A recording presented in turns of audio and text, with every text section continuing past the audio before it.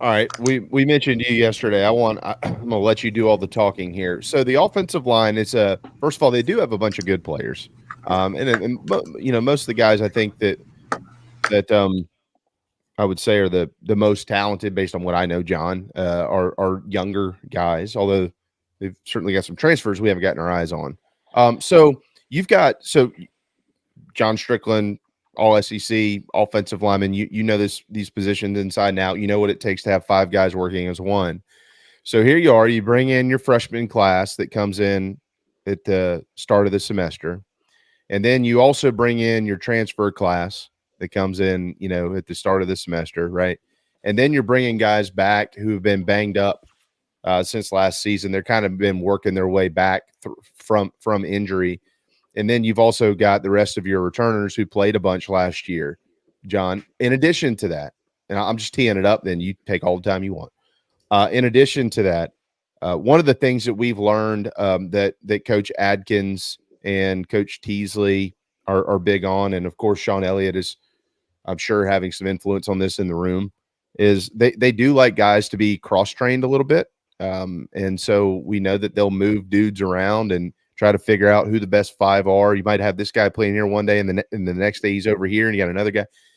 So walk us through all that with all of that information, all the guys coming together, but all learning different positions and trying to find the five best or the 10 best or whatever it is. And how long sometimes it can take that to come to, like, what is the purpose of spring practice to figure out the offensive line? I mean, spring practice gives you the opportunity to move guys in different positions to figure out that five or that two deep, you would say. So that's what the spring's all about, is figuring out where guys are at, where the improvement needs to be, who fits which position best. And that's what it all comes down to. And we got, guys that have played guard, center, tackle. I mean, they've played all over the place, even either from their high school careers or since they've been at South Carolina. I mean, Rashawn Lee's a perfect example. I mean, he's played some guard, he's played center, he's played right tackle last year for 2 games. But you just got guys that you're just trying to figure out what gels the best with a group.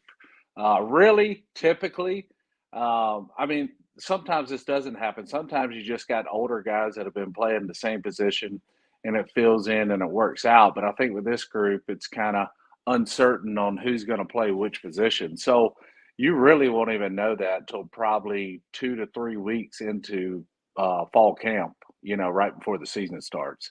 So it takes some time to completely figure it out. Obviously, the spring gives you a pretty good idea of who your, best 7 or 8 guys are. And then you just got to figure out which ones are going to be your starting five, which will not happen until probably 2 weeks typically before the season starts, unless early in camp you just feel like you got these five guys that just gel together so good.